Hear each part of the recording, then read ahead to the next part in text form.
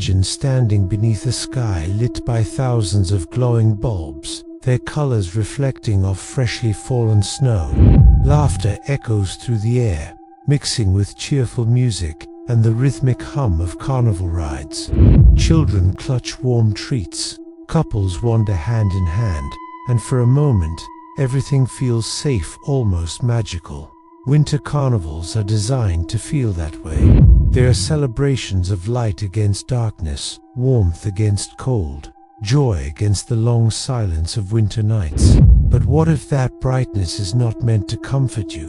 What if it's meant to distract you from something watching quietly just beyond the glow? Welcome back to True Terror Files Official, the place where we uncover the unsettling truths hiding beneath everyday experiences. If you enjoy stories that blur the line between comfort and fear, reality and the unknown, make sure you subscribe and turn on notifications, because what seems harmless today may not feel the same after tonight.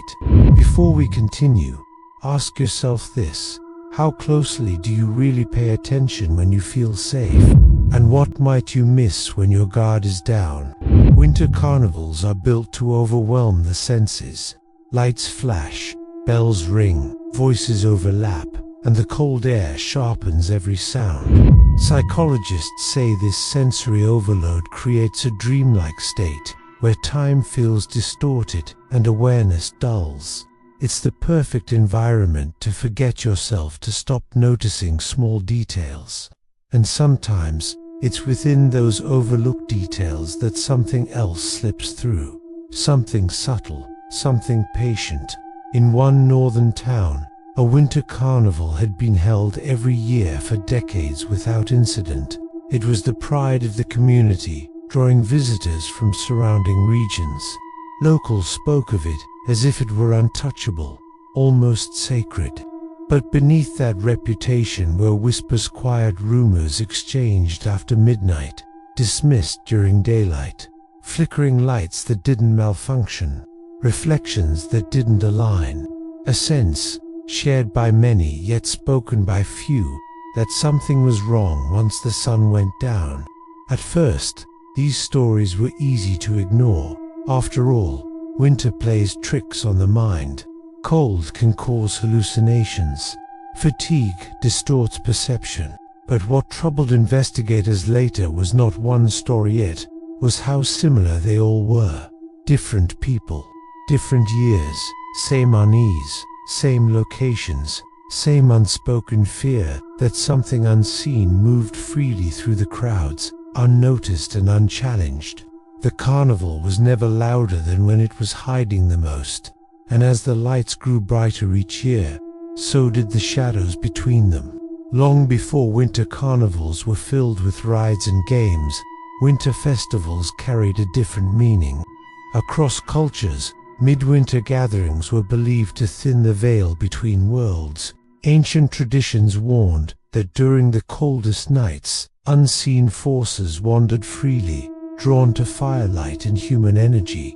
Some cultures celebrated to keep fear at bay. Others celebrated because they feared what would happen if they didn't. Modern carnivals unknowingly echo those rituals. Bright lights replace bonfires. Music replaces chanting. Crowds replace communal circles. And yet, the energy remains intense, emotional, collective. Paranormal researchers often suggest that such environments act like amplifiers, not creators.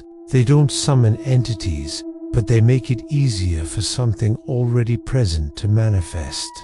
Several anonymized accounts from different winter carnivals reveal an unsettling pattern.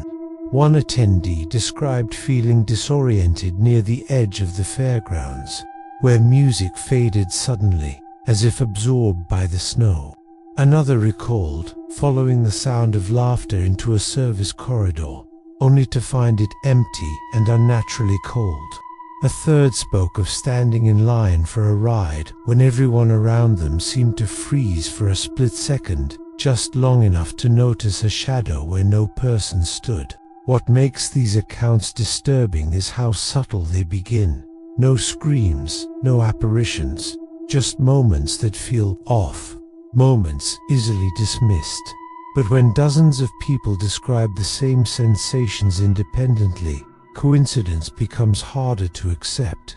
Psychologists point to crowd psychology as a factor. When people feel anonymous within a crowd, they are less likely to trust their instincts. They assume someone else would notice danger first. This creates a perfect silence, one where something unseen can exist without resistance. The carnival becomes a blind spot, not just visually, but mentally.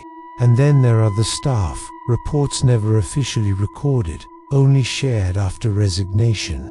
Workers assigned to night shifts spoke of equipment activating on its own, mirrors showing delayed reflections, and the persistent feeling of being followed between storage tents.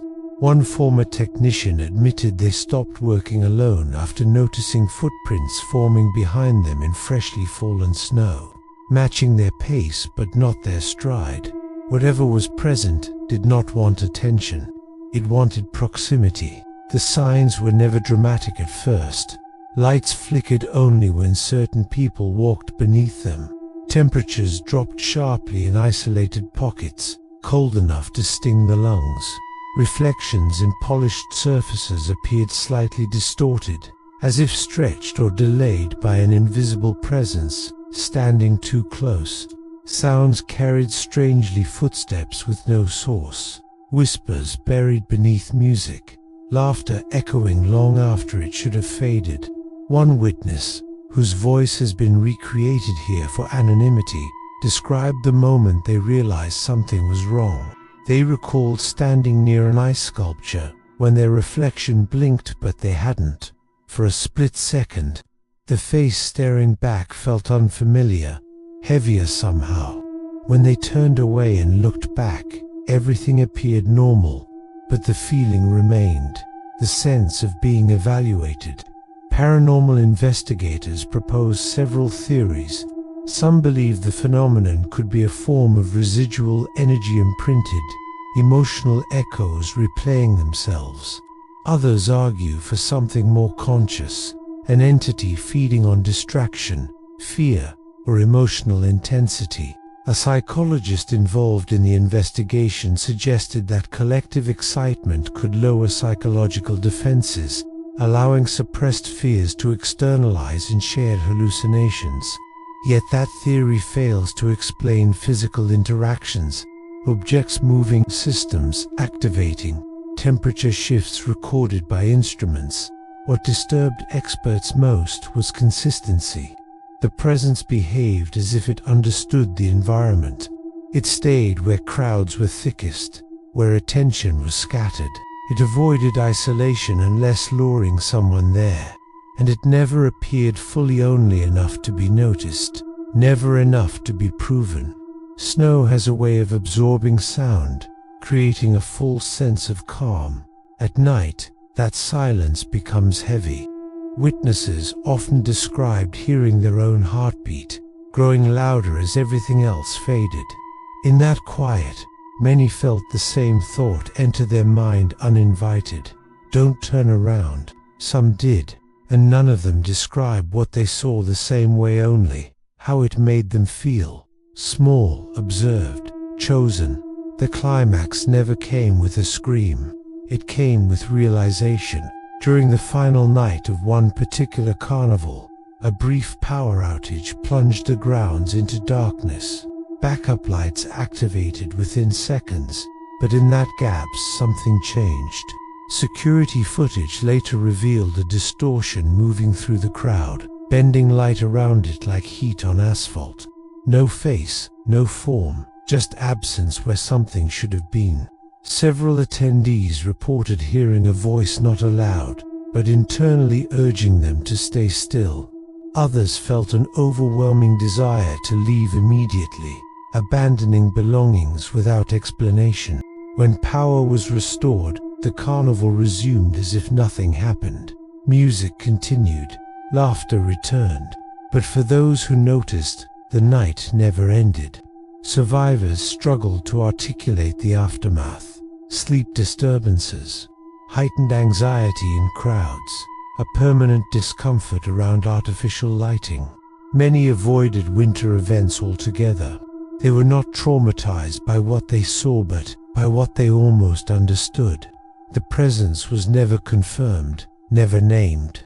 Authorities cited environmental factors and mass suggestion, but internal reports quietly recommended changes: increased lighting uniformity, reduced sensory overload, restricted access to peripheral zones. Not salutes as precautions, because you don't take precautions against something that doesn't exist.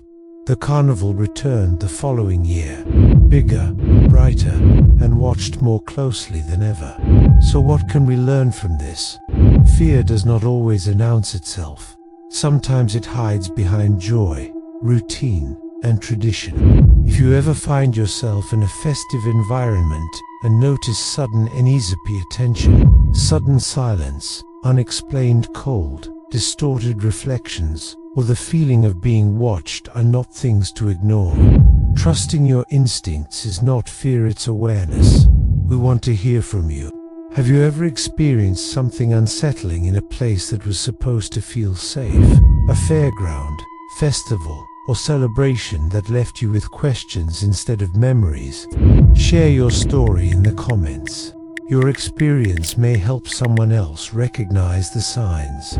This is True Terror Files Official, where we expose the darkness hiding in plain sight. If tonight's story made you rethink familiar places, subscribe now, because our next investigation dives into another innocent setting with a terrifying secret. The lights may be beautiful, but darkness doesn't need to hide anymore.